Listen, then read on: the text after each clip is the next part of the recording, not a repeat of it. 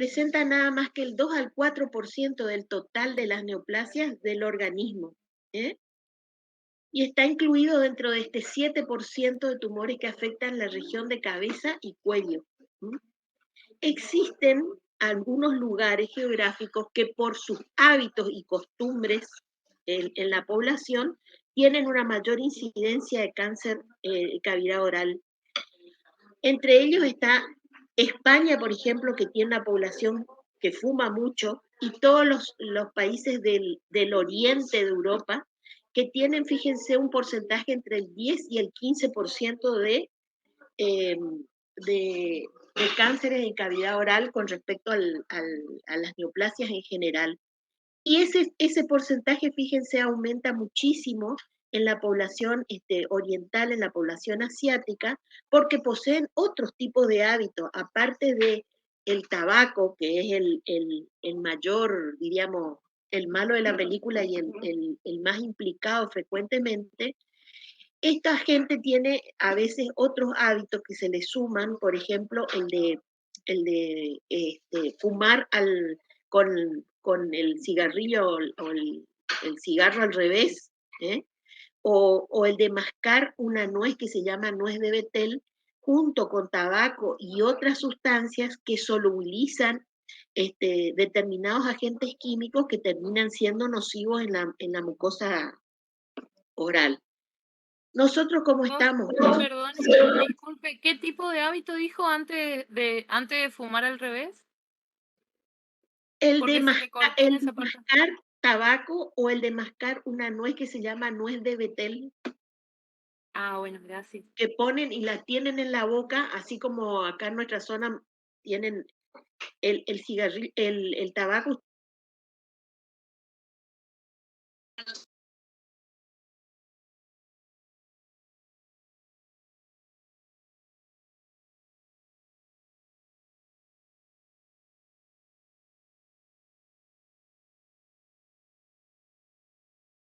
No se escucha.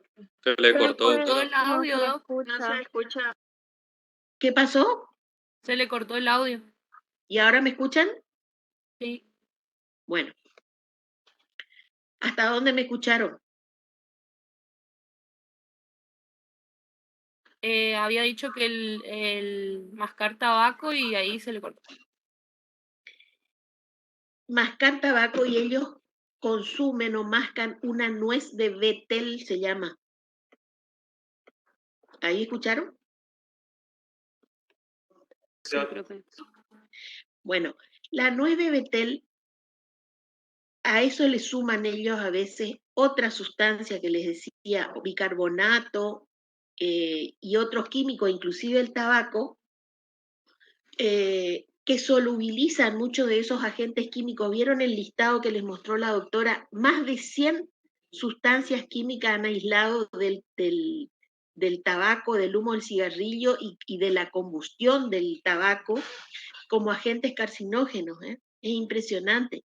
Y no se olviden que no solamente tiene efectos sobre el individuo que fuma o que masca, sino también sobre los que están alrededor, los fumadores pasivos, ¿m? Que tiene el mismo efecto tal cual estuviera fumando, ¿eh? Otra característica particular que tiene el cáncer de la cavidad oral es que, a pesar de la accesibilidad que tiene la boca para ser infeccionada o para incluso el propio individuo poder hacerse un autoexamen o percibir algún cambio de manera temprana, tiene la particularidad que generalmente llega en estadios tardíos. En estadios 1 y 2, fíjense que la supervivencia llega al 80%, pero generalmente se hace el diagnóstico en los estadios tardíos 3 y 4, que ahora vamos a ver cuáles son, de tumores avanzados, con lesiones de gran tamaño o con metástasis ya ganglionares, y esa supervivencia del 80% desciende a un 25, un 30%. De ahí la importancia del rol que van a cumplir ustedes como odontólogos para detectar lo que la otra vez hablábamos, las lesiones tempranas, que, ¿se acuerdan? Decíamos, comparten comparten muchas cosas y muchos, no solamente apariencia clínica, sino también muchas alteraciones a nivel histológico y a nivel molecular, ya con las lesiones neoplásicas. ¿Mm? Es cuestión de tiempo nomás, diríamos así. Entonces es importante poder justamente llegar a detectar estas lesiones en su inicio. ¿Mm? Este es nada más que un cuadro donde les muestra la relación con respecto a otros tumores que son mucho más frecuentes del cáncer bucal en el hombre. Fíjense, con respecto al cáncer de próstata que lleva la delantera, al de pulmón y al de colon. ¿Mm? En la mujer, con respecto sobre todo a los tumores más frecuentes, que es el de mama, el de colon y el de pulmón, con un 2%. Aunque esta diferencia de incidencia en hombres y mujeres ahora se ha emparejado en las últimas décadas, porque el consumo de tabaco y alcohol prácticamente es el mismo en ambos sexos. ¿Eh? La edad de presentación generalmente son mayores de 40 años, con un promedio en el momento del diagnóstico de 60 a 65 años. Generalmente cuando se detectan a esta edad, la mayoría de las lesiones están en un estadio ya avanzado. ¿Eh? Y hay unos factores también condicionantes, que hoy decíamos factores que suman y que favorecen la progresión de esas lesiones preneoplásicas o lesiones premalignas, que pueden ser algunos que estén implicados con la etiología, donde los principales agentes etiológicos son el alcohol y el tabaco, ¿m? Al que se le suele agregar también agentes infecciosos, sobre todo el HPV, ¿m? El ser portadores ya de lesiones precancerosas, el que se den otras condiciones, ¿se acuerdan? Condiciones patológicas que favorecían a esa progresión, que lo hemos visto, que son, por ejemplo, eh, enfermedades de tipo autoinmune, hipovitaminosis, diabetes, infecciones concomitantes que suman, diríamos así, y crean el terreno propicio para que esa lesión progrese a una neoplasia. Y se acuerdan, acá también tiene mucha importancia siempre tener en cuenta el concepto de cancerización de campo, que se refería a que no solamente el sitio donde nosotros detectamos una lesión premaligna o una lesión maligna está dañada, sino que toda la mucosa está expuesta a los diferentes agentes etiológicos, agentes carcinógenos. Entonces, es muy probable que en aquellos pacientes portadores de cambios preneoplásicos o de ya de neoplasias, es muy frecuente que haya la aparición en el tiempo, en los años sucesivos, la aparición de segundos tumores. ¿Eh? Y esto condiciona o nos, diríamos, alerta a que estos pacientes los tenemos que seguir viendo y controlando de por vida. ¿Eh? Porque el daño no solamente está en el sitio donde nosotros percibimos o donde nosotros detectamos una lesión, sino que toda la mucosa está expuesta a los mismos cambios. ¿Sí? Y se les irán sumando diferentes factores para que en otro sitio anatómico aparezca una segunda neoplasia. Entonces, siempre recuerden esto de el tema de cancerización de campo. Bueno, esto es lo que vimos la otra vez.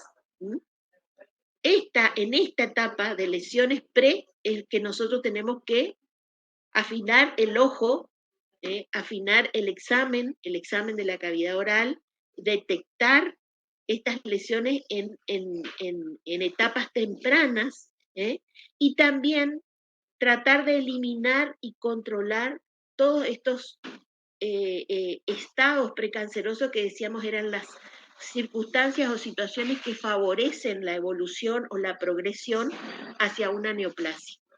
¿Estamos? ¿Estamos hasta acá? Sí, profe. Bueno, ¿y cuáles son los factores etiológicos más conocidos, diríamos así, asociados en este caso con el carcinoma bucal?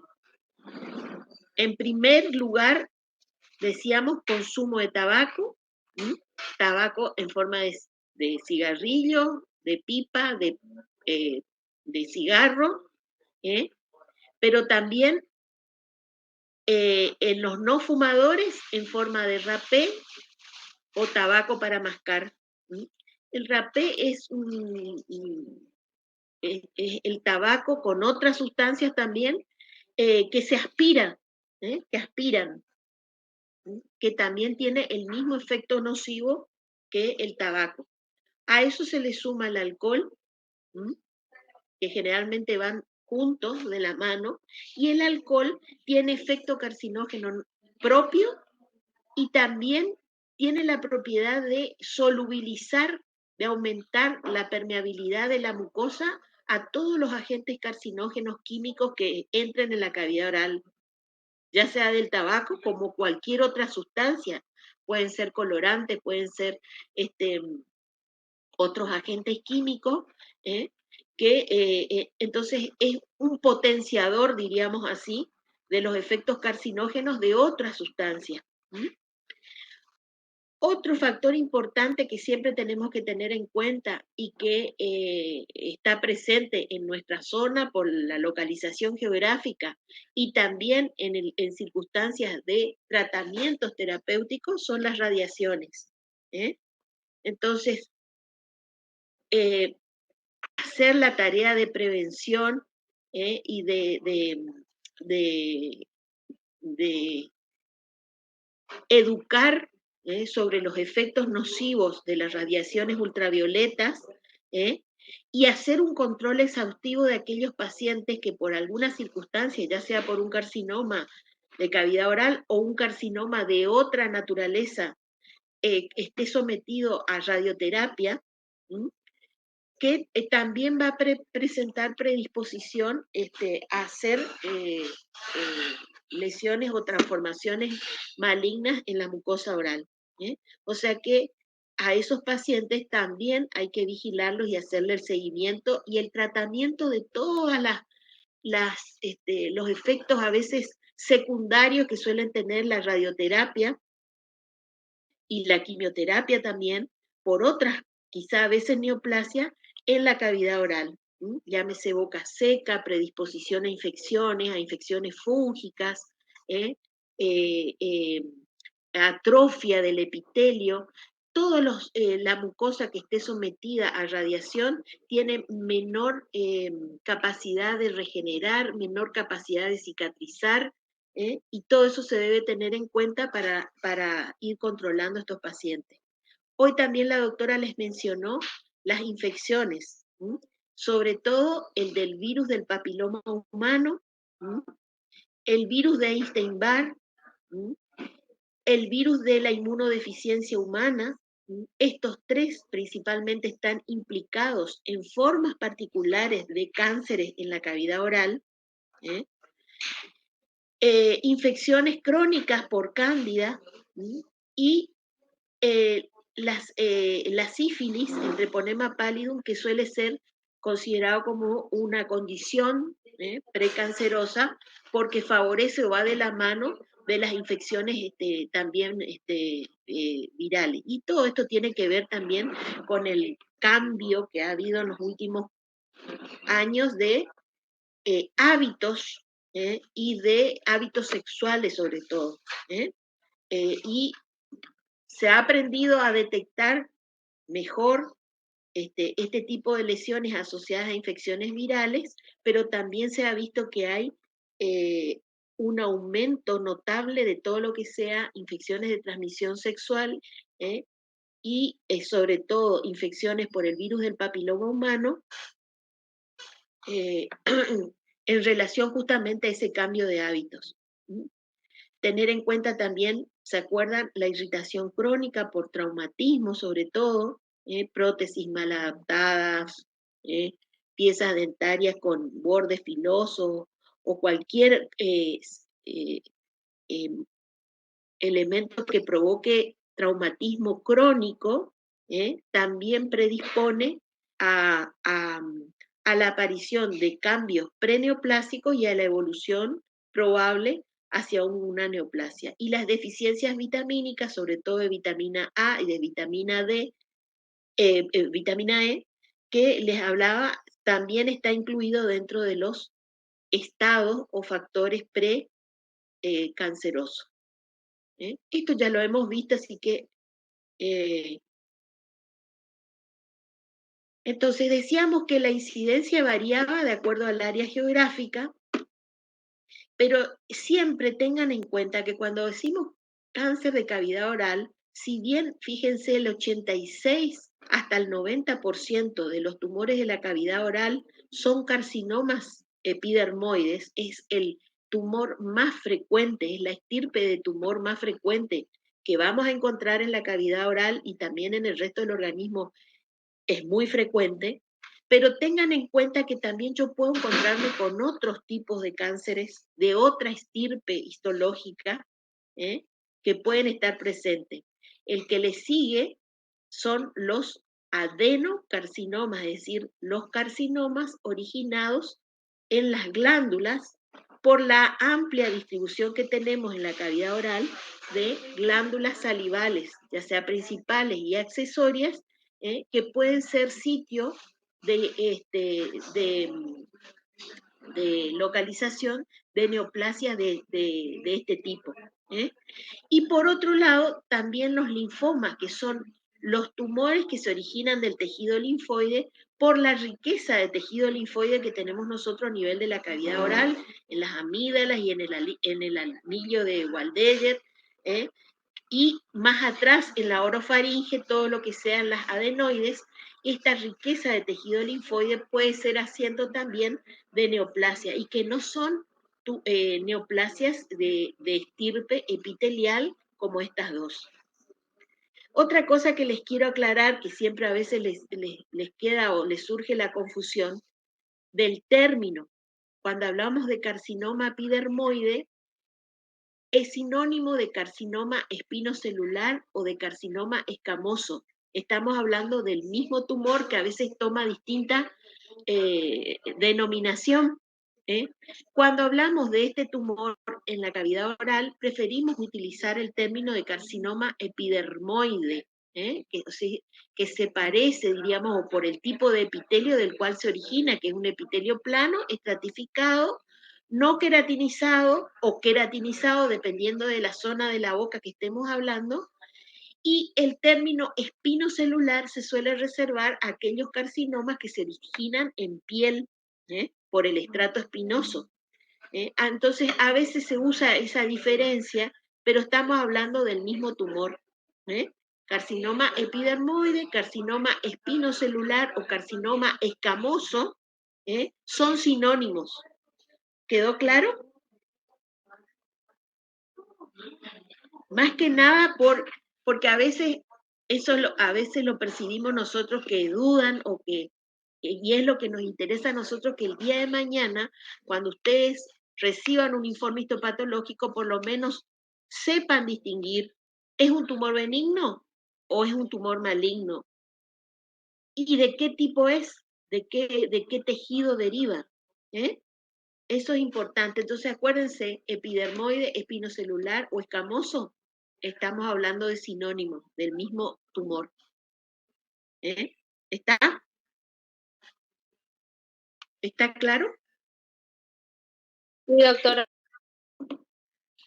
Muy bien. Sitio de localización. Esto es importante y fíjense que coincide cuando hablamos de lesiones precursoras con los mismos sitios. Los sitios más frecuentes y en los que ustedes deben prestar mayor atención y examinar con más cuidado, o sea, todo tienen que examinar con cuidado, pero prestar especial atención, son estos, fíjense, son estos 4 primeros: labio inferior, cara lateral y ventral de lengua, sobre todo el borde de la lengua en el sector posterior, el piso de la boca y el paladar blando. Fíjense que baja en el resto de las localizaciones abruptamente la frecuencia de presentación. Entonces, estos 4 sitios son los sitios que siempre deben prestar mayor atención y hacer mayor énfasis en el examen cuando hacen el examen de la cavidad oral.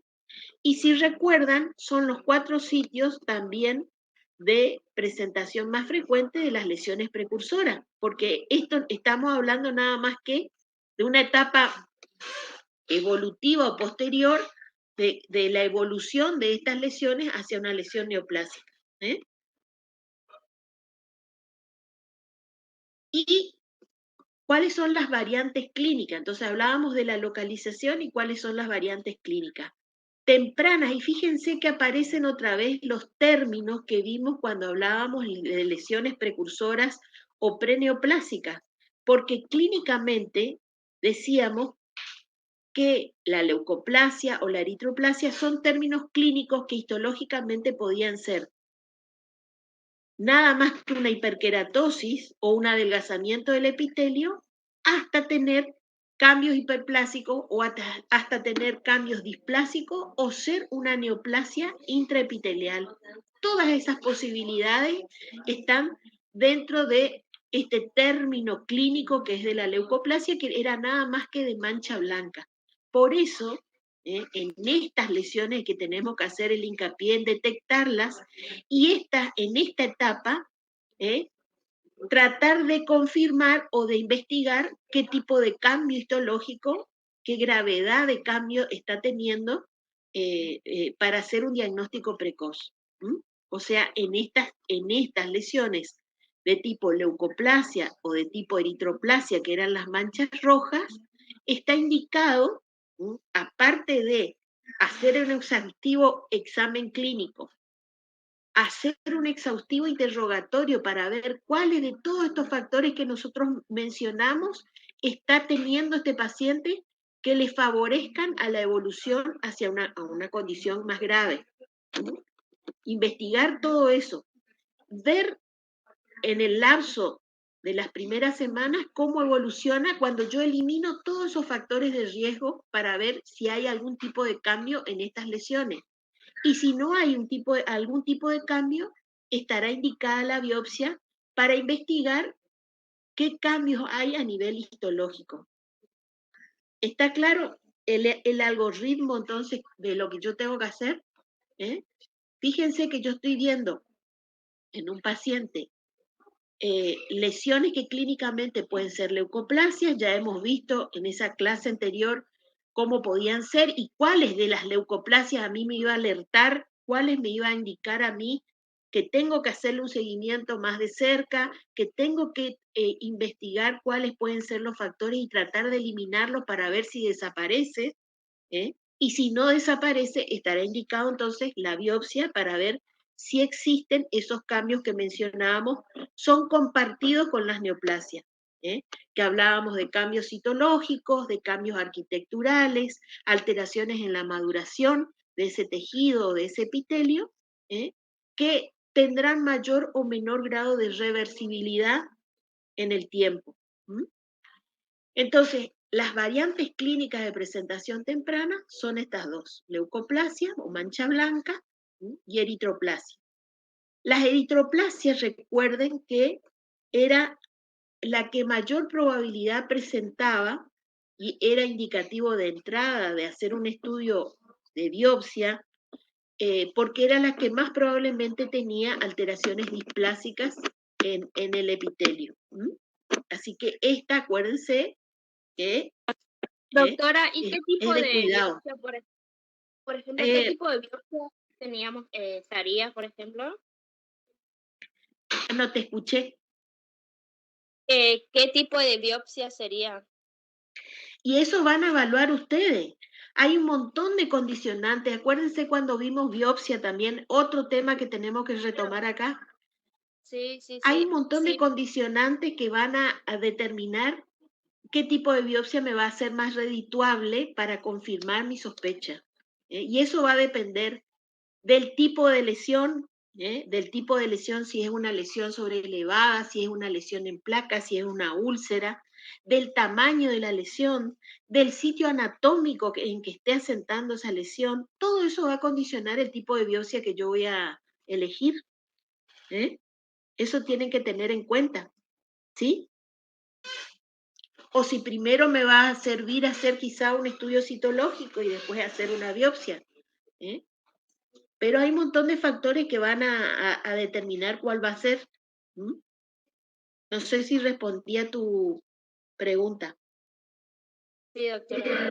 Va a haber biopsia que yo voy a poder hacer en el consultorio y va a haber otras que va a requerir hacer en un quirófano o va a haber lesiones que quizá por el tamaño o la forma de presentación yo voy a hacer una biopsia excisional y voy a sacar toda la lesión y va a haber otras que por su tamaño o por su localización anatómica yo voy a hacer primero una biopsia incisional, es decir, tomar un pedacito, esperar el diagnóstico y ese diagnóstico va a condicionar qué conducta voy a tomar después.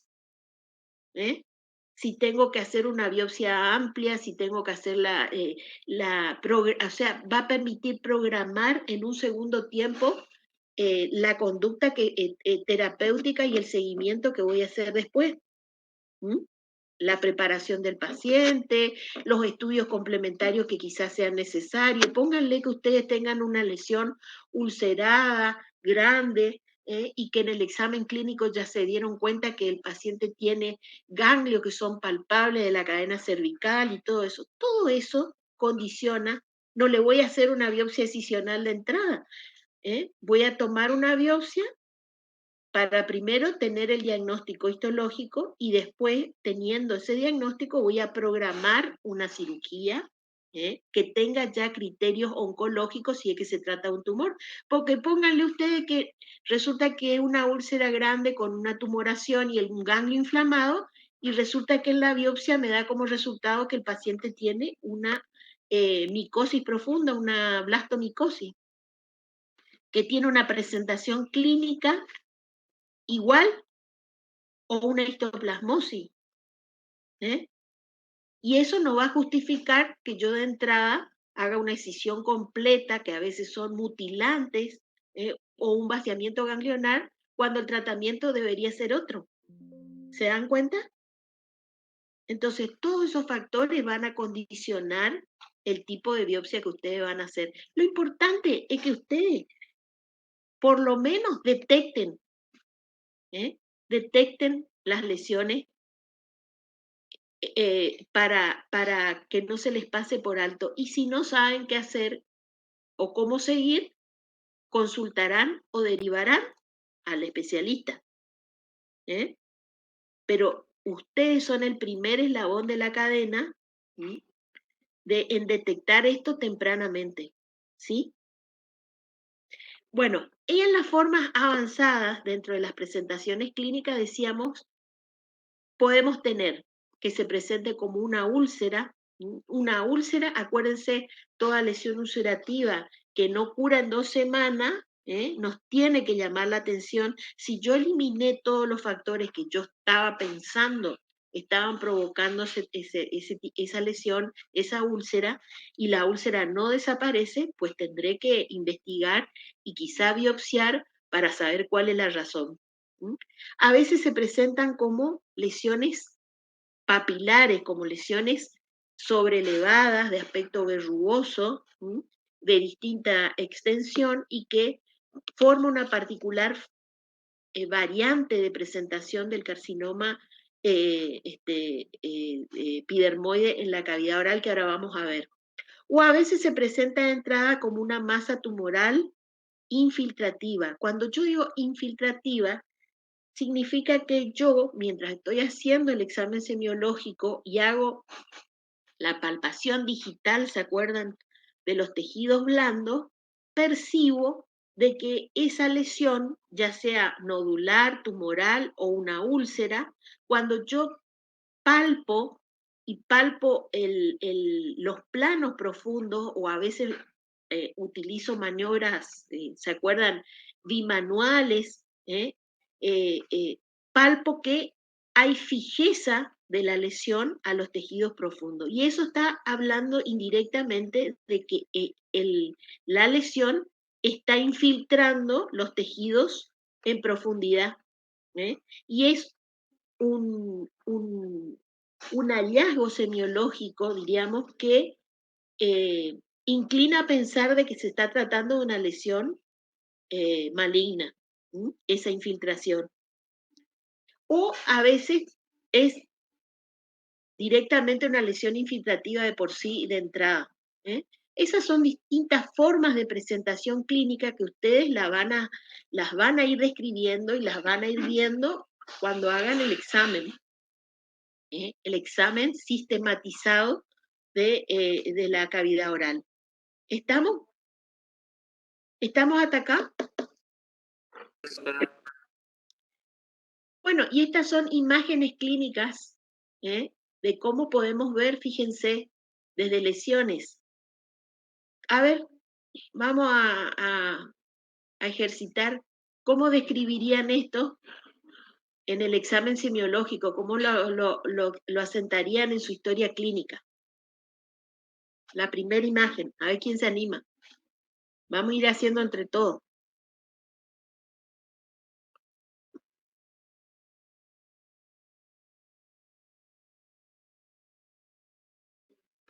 ¿Qué ven ustedes acá en esta foto? Úlcera, ¿puede ser, doctora? Hay una lesión ulcerativa. ¿Y qué pasa con la mucosa al lado?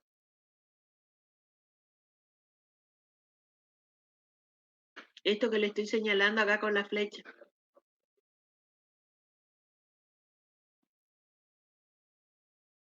¿Es una leucoplasia? ¿Es una eritroplasia? Una eritroplasia, profe. Es una lesión eritroplásica, aunque fíjense que también hay unas manchitas blancas acá, sobre todo en el margen de la úlcera. Pero ordenándose para describir y para que no se les pase ningún detalle, ¿cómo comenzarían ustedes a describir esto?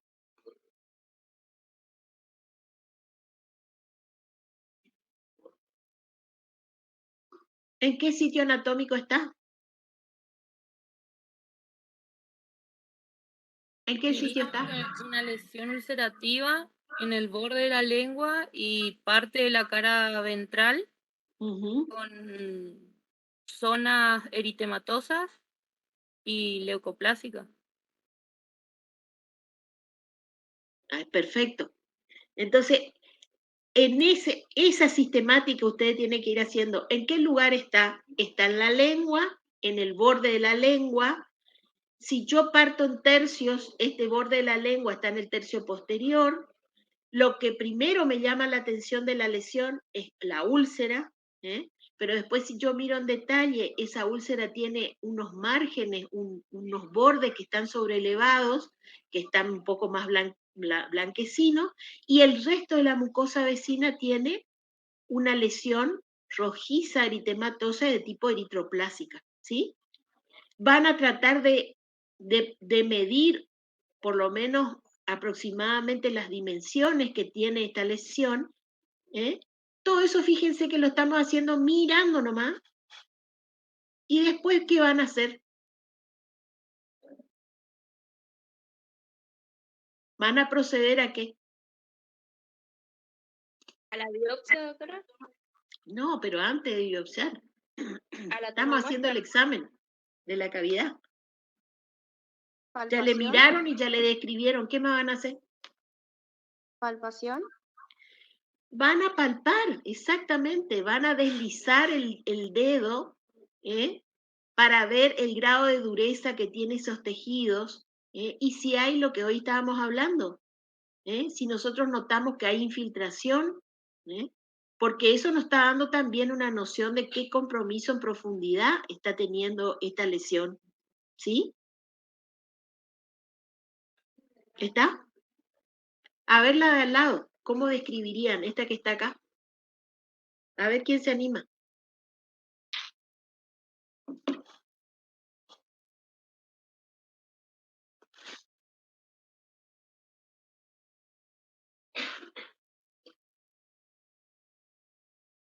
A ver quién se anima de ustedes. ¿Cuál es la localización de esta? De boca. ¿De boca, profe? En el piso de boca está y se extiende hacia dónde? Hacia la cara ventral de la lengua. hacia la cara ventral de la lengua, está tomando la mitad, pero está cruzando la línea media. ¿Por qué es importante todos estos detalles? Porque yo después también tengo que ir a indagar el drenaje linfático de estas zonas anatómicas. O sea que, fíjense otra vez, tengo que retomar y recordar anatomía, por ejemplo. ¿Qué elementos anatómicos van a estar involucrados en este lugar? ¿Qué cadena linfática o hacia qué sector o grupo linfático drena este sitio anatómico para ir yo a buscar si no hay ganglios comprometidos? Por eso es importante hacer ese ejercicio. ¿Y esto que está acá?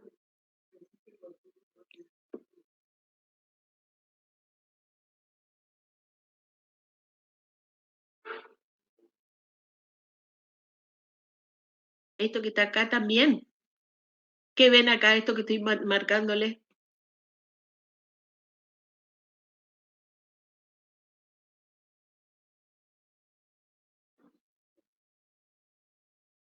Una lesión leucoplásica, ¿sí o no?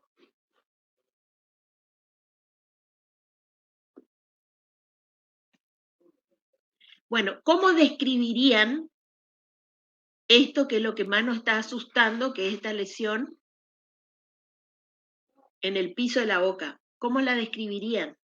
Acá me describieron que tenía una úlcera y que aparte tenía la mucosa eritroplásica alrededor. Acá, ¿cómo la describirían ustedes? Acuérdense de lesiones elementales. Vamos a retomar los conceptos en lesiones elementales. Es una úlcera, es una placa, es un nódulo. ¿Qué les parece? ¿Un nódulo puede ser, doctora? Exactamente.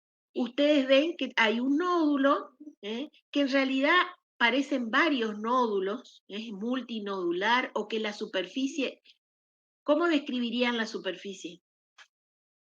¿Es lisa? ¿Tiene un aspecto granular? ¿Cómo la describirían? ¿Aspecto granular, profe? Exacto. Todos esos detalles suman.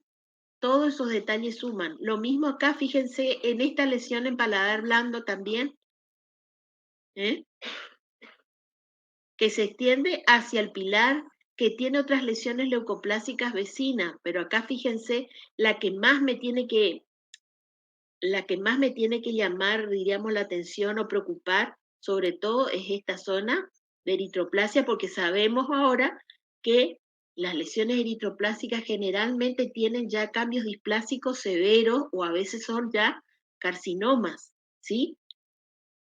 Entonces, es importante que ustedes vayan, diríamos, haciendo un juicio de valor, diríamos así, o priorizando en qué sector de la lesión ustedes van a prestar más atención, y llegado el caso de hacer una biopsia, sí o sí van a tener que tomar de ese sector muestra, y si toman en este tipo de lesiones, es importante que tomen varias, me fui para allá, que tomen varias muestras, y que se acordarán ustedes que hay una hojita en la historia clínica que es justamente, tiene un montón de esquemas del examen estomatológico, y en esos esquemas ustedes volcarán o señalarán el sitio anatómico y el sitio donde ustedes tomaron las muestras.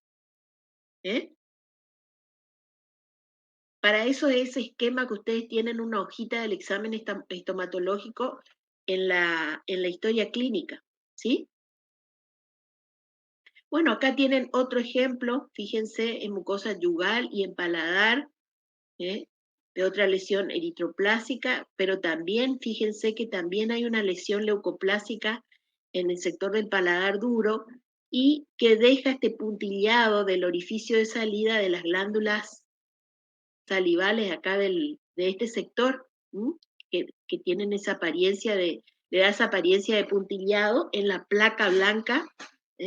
Esto se suele ver en los fumadores, sobre todo, las palatitis nicotínica, en los que suele haber una lesión leucoplásica, por hiperplasia y por hiperkeratosis del epitelio en este sector, y que quedan los orificios de las glándulas salivales accesorias que están acá en el paladar, con estos, como este puntito rojo en la placa blanquecina. Bueno, pero acá lo que nos tiene que preocupar es toda esta lesión ulcerativa de nuevo y eritroplásica que está tomando parte del surco vestibular, se extiende a la mucosa yugal y toma este sector también de la vertiente palatina acá de la encía. Acá tenemos otro ejemplo de una masa, sería esta tumoral, en la mucosa yugal. Fíjense entonces la diferente apariencia clínica que decíamos puede llegar a tomar estas lesiones y que es de suma importancia que ustedes hagan ese examen y ese examen sistematizado para hacer una correcta descripción y para hacer el adecuado muestreo para confirmar su sospecha diagnóstica. Y este es un ejemplo de el caso de lesiones en el labio, que suelen comenzar en el labio, primero con lesiones de tipo precursor o preneoplásica, que son las queilitis actínicas, las queilitis por radiación ultravioleta, que suelen tener esta apariencia, el labio, la mucosa del labio, que normalmente tendría que ser rosada, fíjense que se torna más blanquecina, como agrietada, a esto es lo que se llama liquenificado, porque tiene hiperkeratosis, entonces se ve más blanquecina, como acartonada, adelgazada en sectores, pero en este caso, fíjense, el paciente está teniendo dos lesiones ulceradas, con bordes sobreelevados, en el límite. Todo esto ustedes tienen que describir cuando hacen su examen semiológico, en el límite mucocutáneo, y lo describirán y palparán también bidigitalmente para ver la consistencia y el grado de compromiso de los tejidos profundos del labio. Lo mismo acá, en esta lesión ulcerativa de borde sobreelevado, pero fíjense que todo el labio presenta también daño visible, daño actínico. Y lo que no tenemos que llegar a esto, en un estadio avanzado de un cáncer del labio con compromiso ganglionar, incluso ulceración de la piel. Eso es lo que tenemos que evitar. Bueno, la doctora hoy ya les habló de cómo era la histología del carcinoma de células escamosas, que decíamos es el más frecuente en la cavidad oral por el tipo de revestimiento que tenemos. ¿Y qué tenemos en cuenta en este tumor? Primero, que haya la presencia de infiltración, que es lo que define a denominarlo como una neoplasia maligna, infiltración del tejido subyacente del corium.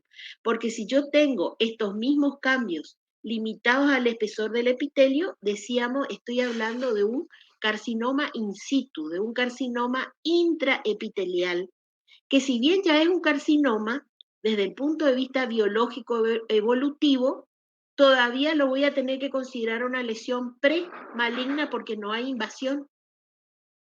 ¿Entienden la diferencia?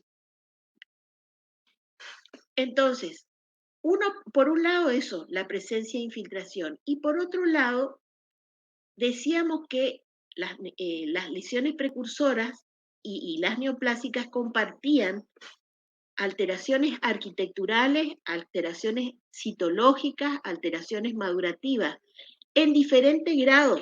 Y eso es lo que la doctora hoy les explicó, se refiere a la diferenciación de una neoplasia, el grado de parecido o no al tejido que lo originó.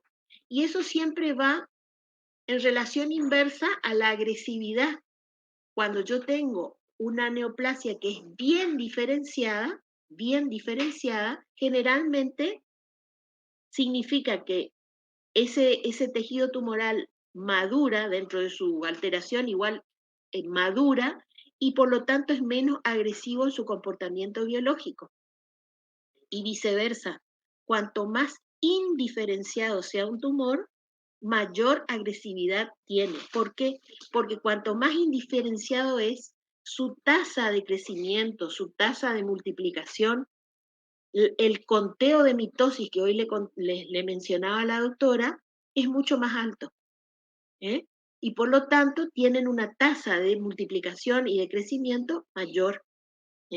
Entonces, estos parámetros histológicos son los que en el caso del carcinoma de células escamosas se utiliza para hacer la gradación, porque para cada neoplasia hay una particularidad diferente, pero en este caso, el de carcinoma de células escamosas o el epidermoide, la gradación se hace en base a esto, al grado de diferenciación, y el grado de diferenciación que yo tengo es la capacidad del epitelio de queratinizar, porque la presencia de queratina es lo que me está indicando a mí maduración en un epitelio escamoso normal. Entonces, el grado de queratinización en este tumor me indica indirectamente a mí el grado de diferenciación.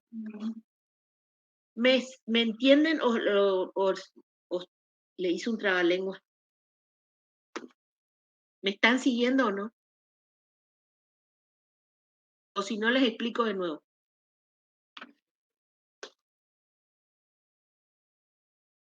Chicos. Y si no hay mucha molestia, profe, ¿puede explicar? Yo no me perdí un poco. Para todo, independientemente de este en particular que estamos viendo, para todos los tumores, cuando hablamos de gradación tumoral, que es lo que ustedes van a leer en un informe el día de mañana, ustedes cuando reciban un informe tienen que prestar atención primero al nombre, es decir, al tipo de tumor que le pusieron el nombre, porque eso les va a dar indicio a ustedes de dónde se está originando, si es epitelial, si es conectivo, si es linfoide, etc. Eso en primer término, el nombre. Y después va a haber otros elementos complementarios en ese informe que les van a dar indicios de pronóstico o de comportamiento de la lesión que va a servir para el día de mañana decidir qué tipo de tratamiento van a hacer, ¿sí? Y eso, en el caso del carcinoma de células escamosas, uno de esos indicios es justamente la gradación que les explicaba la doctora hoy, que es el dato que informa sobre el grado de diferenciación de ese tumor, si es más o menos diferenciado, porque ahora ustedes saben que los que son más diferenciados son un poquito más buenitos que los indiferenciados que se comportan más agresivamente. ¿Estamos?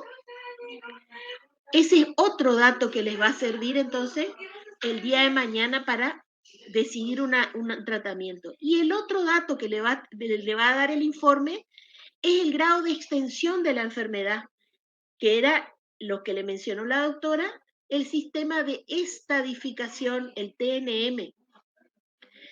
Si bien para cada tipo de tumor existen diferentes TNM, pero en este caso el TNM me va a informar a mí qué tamaño de tumor tengo, si hay compromiso de ganglio linfático o si hay metástasis a distancia, así cuánto de extendida está la enfermedad. ¿Está? Eso tiene que figurar en todos los informes y ustedes los deben saber interpretar.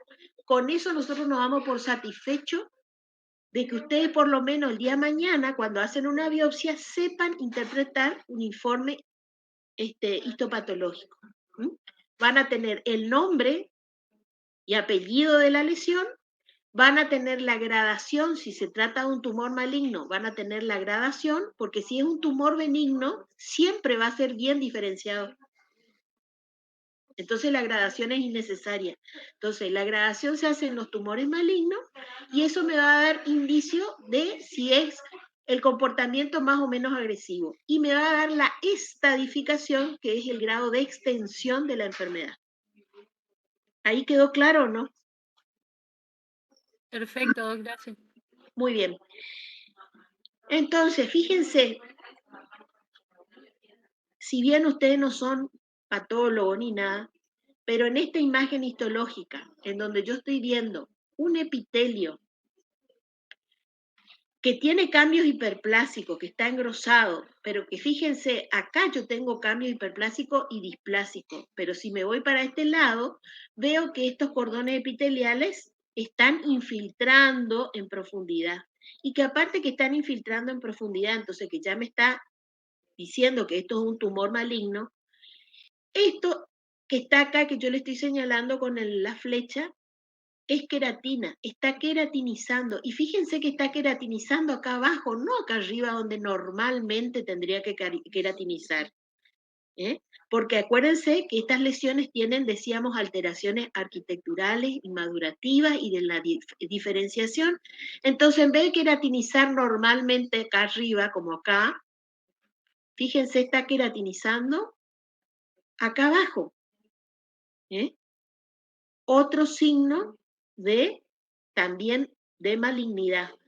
Pero a pesar de que está queratinizando, yo digo, bueno, está queratinizando, quiere decir que todavía las células no son tan indiferenciadas, sino a pesar de ser tumorales y de estar alteradas, todavía conservan en su memoria de que ellas tienen que formar queratina. Entonces voy a decir, bueno, es un tumor maligno, pero está bien diferenciado porque esta queratinización a mí me permite decir, este es un tumor de células escamosas, porque está haciendo escamas epiteliales y escamas córneas, a pesar de todas las alteraciones que tiene. ¿Se dan cuenta? Esos parámetros es justamente lo que nosotros usamos para hacer esa gradación. Ver el grado de queratinización, ver qué similitud tiene el resto de las células tumorales con un epitelio normal, y después ver qué actividad mitótica tiene, cuánto de proliferación tiene, que eso me habla indirectamente de la velocidad con la que está creciendo. Miren esta otra imagen, ¿qué les parece? Este sería más o menos diferenciado que el anterior. Miren esta foto y miren esta foto. Otra vez tenemos un epitelio normal, un epitelio con displasia, porque acá está toda la historia de la lesión. El epitelio normal, el epitelio con displasia, y acá hay infiltración. ¿Qué grado de diferenciación le pondrían ustedes a esto?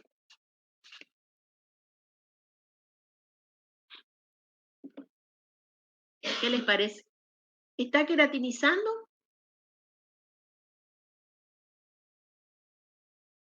Sin miedo. ¿Está queratinizando? No está queratinizando. No está queratinizando, ni siquiera hay queratinización individual, las disqueratosis que hablábamos el otro día. Pero yo todavía puedo reconocer de que este tumor tiene apariencia, diríamos así, epitelial. Entonces, a esto, si yo lo tengo que graduar, le voy a poner que es un carcinoma de células escamosas pobremente diferenciado. Pobremente diferenciado. Fíjense acá, de esto es lo que le estaba hablando hoy, de la queratinización individual, cuando el tumor trata en alguna medida de imitar al epitelio normal.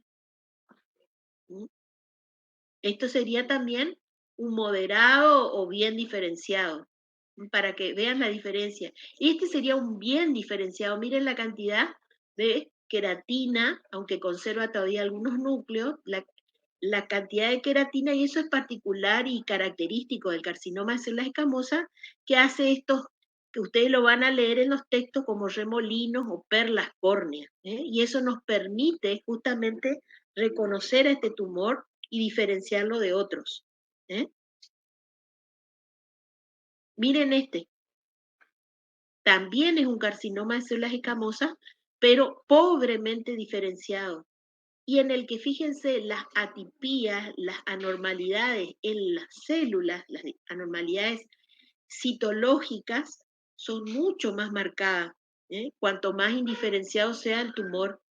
Fíjense que hay núcleos muy oscuros, hipercromáticos, porque estos en vez de ser diploides son tetraploides, pentaploides, tienen una carga cromosómica totalmente alterada, ¿eh? Por eso tienen mayor afinidad a los colorantes, ¿eh? Y esto es lo que, ¿se acuerdan? Que ya lo describimos también en lesiones preneoplásicas, son todos los términos que aprendimos de hipercromasia, poiquilocariosis, que son células de distintas formas, anisocariosis, que son núcleos de distinto tamaño, ¿eh? Todos esos términos son aplicables para describir, diríamos así, esta imagen. Células de distinto tamaño, de distintas formas, los núcleos, a veces células multinucleadas, mitosis atípica, en vez de ser, ver el uso mitótico como vemos normalmente en una célula en división, hay mitosis explosivas y aumentadas en número, ¿sí?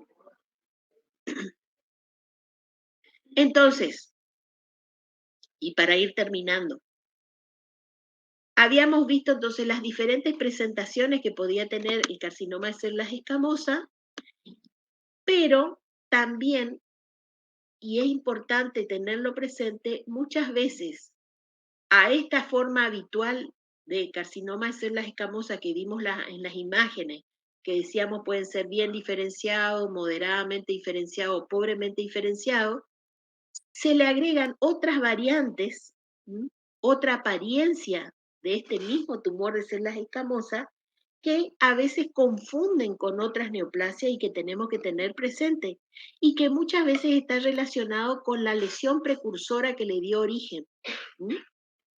Entonces, uno de ellos es el carcinoma verrucoso o papilomatosis oral florida, que como su nombre lo indica, se presenta como una imagen verrugosa, blanca, y es la imagen clínica de la leucoplasia verrugosa que vimos en lesiones premalignas, y que está relacionado con la infección por HPV. Y tiene esa apariencia de lesión leucoplásica de superficie papilomatosa, y se llama papilomatosis oral florida cuando ya está instalado, diríamos, el carcinoma, o cuando es una lesión preneoplásica, ¿se acuerdan? La denominábamos leucoplasia verrugosa proliferativa. Ahora vamos a ver imágenes para que entiendan mejor.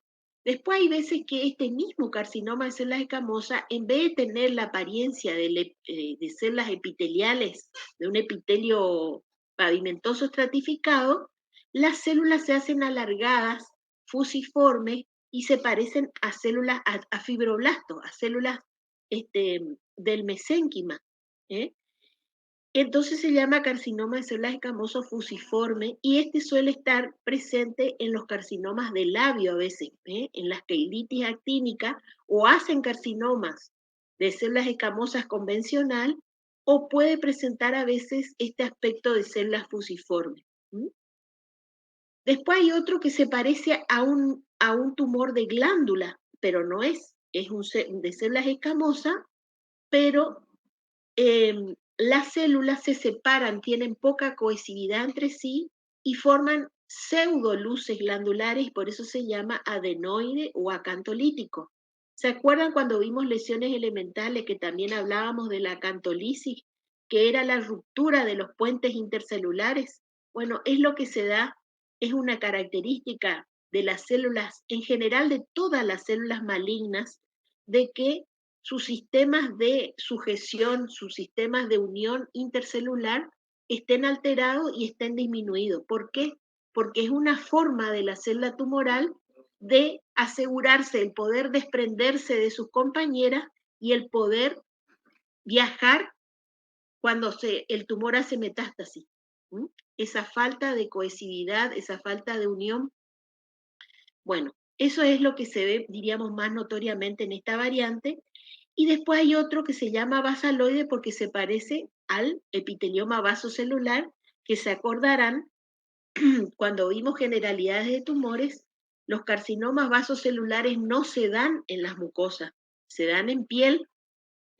Este es un carcinoma de células escamosas que tiene la apariencia del vaso celular porque las células que proliferan son similares a la del estrato basal del epitelio. Y se llama basaloide. ¿Por qué? Ustedes dirán, ¿por qué tenemos que aprender todas estas variantes? Por lo menos recuerden lo que hoy hablábamos con respecto al carcinoma de células escamosas convencional, que el grado de diferenciación estaba relacionado con el pronóstico. Los bien diferenciados tendrán un comportamiento mejor o menos agresivo y los pobremente diferenciados serán más agresivos y más rápidamente evolutivos, diríamos así, que los bien diferenciados. Y cada una de estas variantes también tiene un comportamiento biológico distinto. La papilomatosis oral florida suele ser un tumor de baja agresividad, suele crecer en superficie, raramente o tardíamente da metástasis, y da metástasis cuando a veces parte de este tumor se transforma en una células escamosas convencional. Estas dos variantes, el furciforme y el acantolítico, suelen ser agresivos también localmente, dan rápidamente metástasis, son infiltrativos localmente en corto tiempo, y esta variante acantolítica, por esa particularidad que les decía, que las células se desprenden fácilmente, se vehiculizan rápidamente a través de los vasos linfáticos, aunque también puede ser vasos sanguíneos, y dan metástasis de manera temprana.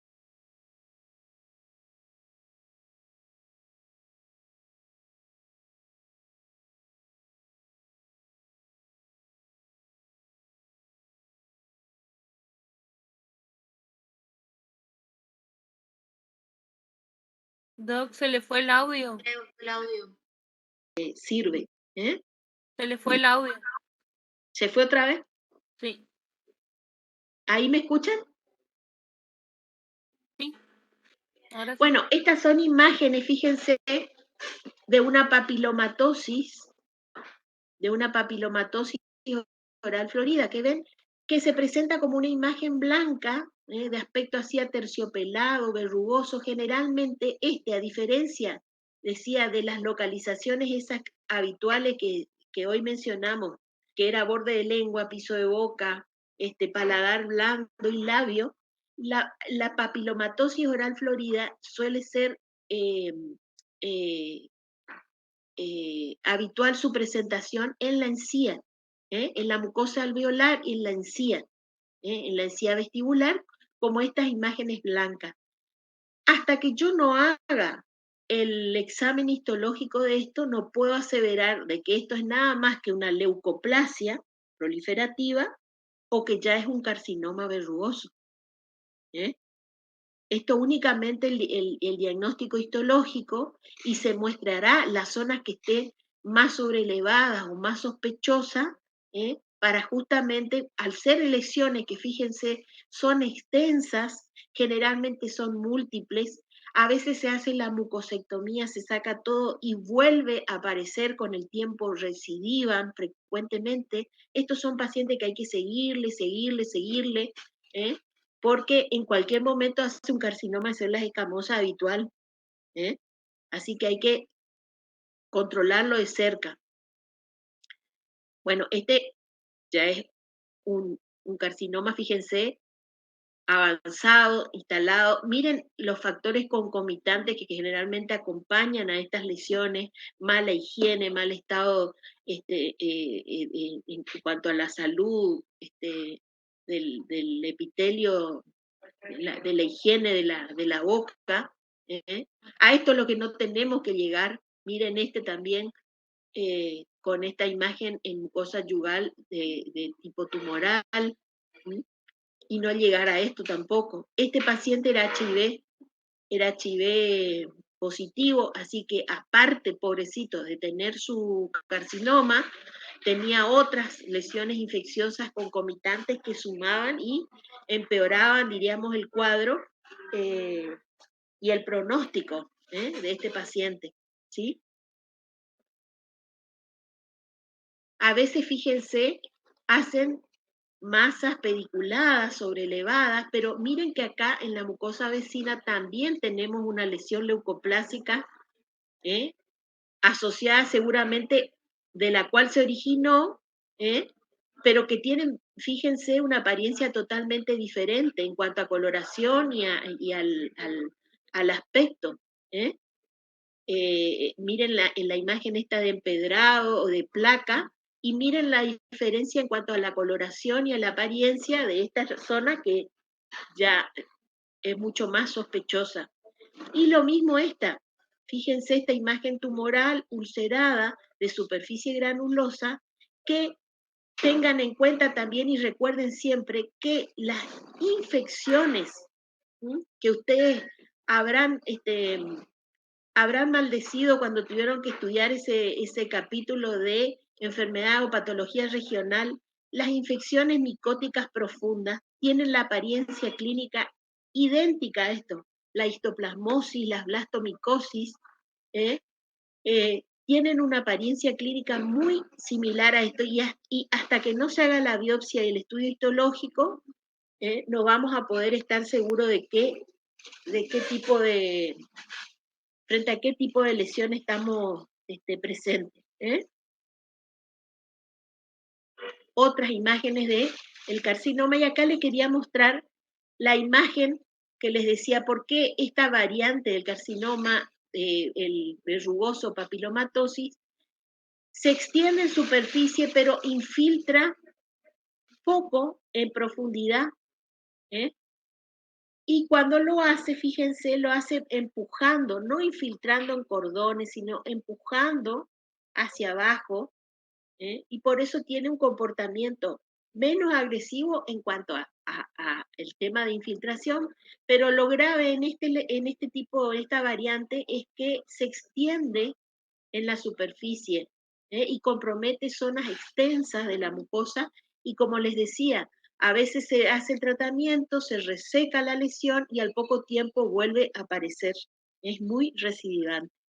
Así que hay que reconocerla. Y generalmente, desde el punto de vista histológico, fíjense que es bien diferenciado.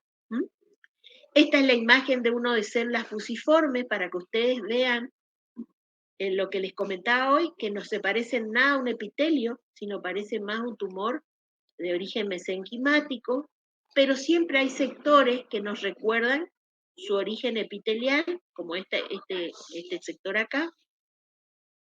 Esta es la imagen del adenoide quístico que les comentaba. Las células se separan entre sí y simulan formar glándulas, pero es nada más que porque se separan las células tumorales y dan esa imagen pseudoglandular. Y por supuesto se vehiculizan rápidamente para dar metástasis. Acá lo ven mejor, para que vean que no es cuento. Y este es el último, el basaloide, que se parece al carcinoma de células basales y que es la imagen que suele tener también el carcinoma de células escamosas HPV relacionado. Que lo único que quiero comentarles con respecto a eso es que es una variante que ahora incluso se hace una división de carcinoma de células escamosas convencional y carcinoma de células escamosas HPV relacionado, porque el pronóstico también es totalmente diferente.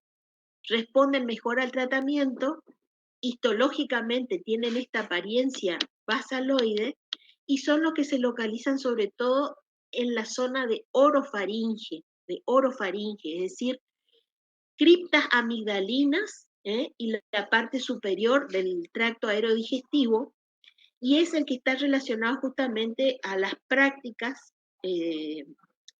sexuales orales sin protección, y que por infección de esas cepas que les mencionó hoy la doctora del virus del papiloma, las cepas 6, 18, 31, 32, que son las más carcinogénicas, hace este tipo de tumores.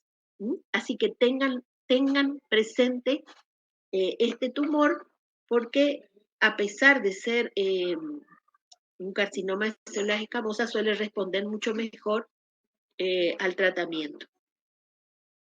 Bueno, y ahí terminamos con el tema de el carcinoma de células escamosas.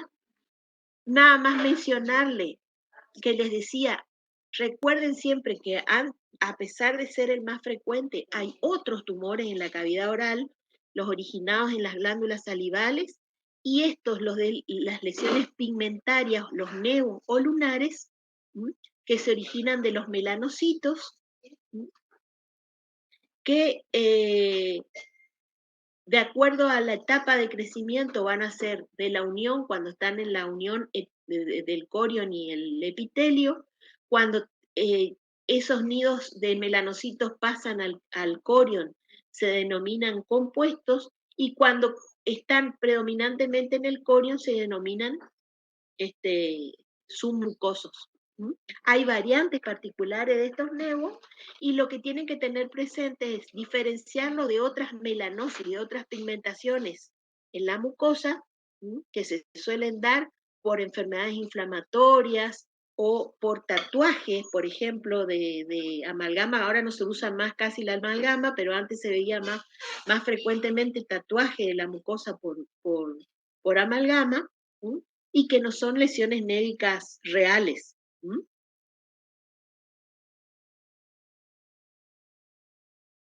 Pero siempre son lesiones también que hay que vigilarlas, que hay que tratar de ver cuál es la causa que está causando ese cambio de la pigmentación en la mucosa, y eventualmente estará indicada la biopsia para ver qué tipo de lesión névica, qué tipo de lunar está presente en la mucosa.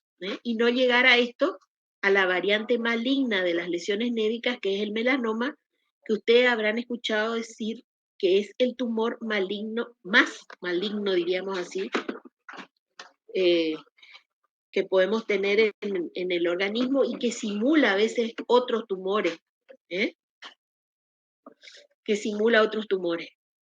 Bueno, con respecto a la estadificación, la doctora ya les ha explicado el TNM para cáncer de boca, así que no voy a volver a repetir esto. Tengan presente, sí, que para cada tumor existe un sistema de estadificación. ¿Y de dónde surge eso? Y de estudios estadísticos, de tener una casuística importante, de ahí surge la manera de estadificar cada tipo tumoral y cada aspecto del tumor que sirva el día de mañana para predecir qué comportamiento va a tener y qué tratamiento voy a tener que hacer.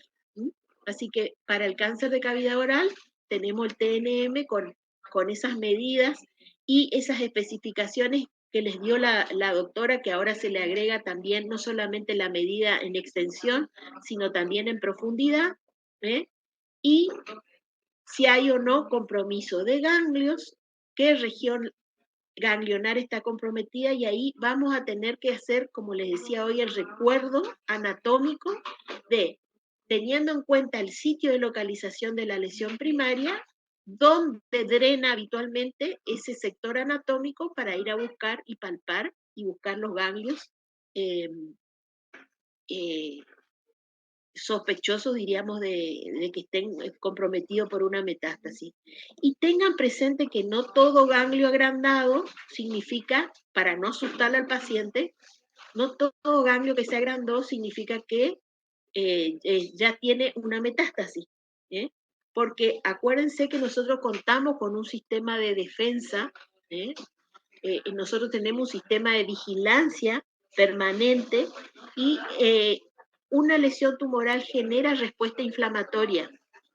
Entonces yo puedo tener ganglios agrandados por hiperplasia del ganglio en reacción a la presencia de tumor, pero eso no significa que ya esté teniendo una metástasis. Entonces no asustemos al paciente diciéndole, usted tiene una lesión y ya tiene ganglio, porque eso significa un estadio más avanzado de la enfermedad, hasta no certificar por medio de estudio histológico o de otro método complementario de que realmente ese agrandamiento ganglionar se trata de una metástasis. ¿Está? Muy bien. Entonces, para cerrar, ¿qué factores son importantes de los factores pronósticos en el cáncer de la cavidad oral? Decíamos, el grado histológico, la localización de las metástasis, el tamaño de las metástasis, la extensión extracapsular, que es cuando rompe la cápsula del ganglio y ya compromete los tejidos vecinos al ganglio, el estatus del virus del HPV, es decir, si hay o no presencia de genoma viral del HPV en la lesión porque cambia totalmente el pronóstico, y el tamaño y el espesor tumoral. Toda esta información yo tengo que tener para decir o predecir qué comportamiento va a tener ese tumor en cada paciente en particular. ¿Estamos? Entonces, como moraleja, el odontólogo tiene la única oportunidad de reconocer las neoplasias malignas cuando ellas todavía son asintomáticas o insospechadas. Ustedes son la clave, la pieza fundamental en la cadena. Por lo cual la detección temprana de una lesión combinada con un tratamiento parecería ser el modo más efectivo de mejorar el control del cáncer en la cavidad oral. Ustedes tienen que detectar tempranamente, no olvidarse de hacer un examen exhaustivo semiológico de la cavidad oral, hacer el seguimiento de sus pacientes, aconsejar sobre los factores de riesgo que hoy hablábamos, tabaco, alcohol, eliminar todas las condiciones que favorezcan traumatismos, prótesis mal adaptada, cualquier cosa que traumatice la mucosa. Y la otra cosa que tienen que hacer es enseñarle a su paciente a hacer el autoexamen de la cavidad oral, que tiene una secuencia, como ven acá, comenzando por los labios, la mucosa yugal, el paladar. Frente a un espejo o con la ayuda de un espejo de mano, ustedes le van a instruir a su paciente a hacerse el autoexamen. Y cualquier cosa que el paciente detecte que haya cambiado o que les llame la atención, hacer la consulta temprana. Y con eso termino. ¿Estamos? Muy bien. ¿Alguna pregunta?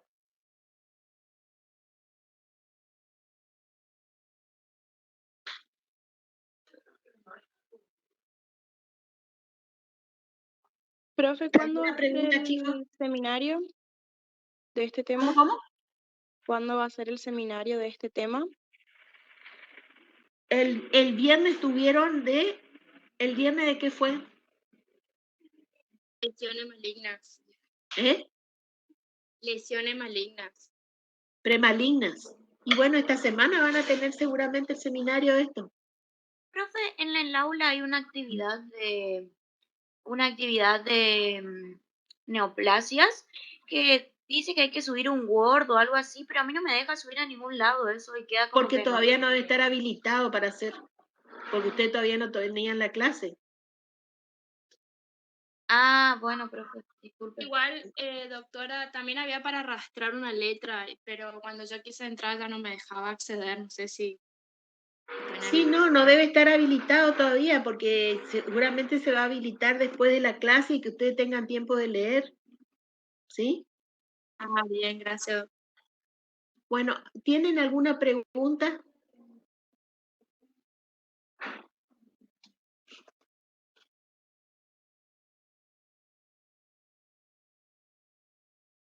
Esto tienen bien desarrollado en los textos de patología bucal que les aconsejamos ahí en el Reguesi, en el SAP. Hay un libro nuevo que creo que está en la biblioteca, el Causon también, que está muy lindo, que también pueden consultar. Gracias, doctora. Bueno, nos vemos el miércoles entonces. El miércoles vamos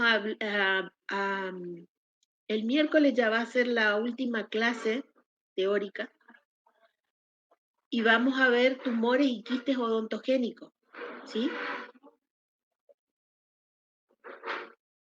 Así que nos vemos el miércoles, si Dios quiere.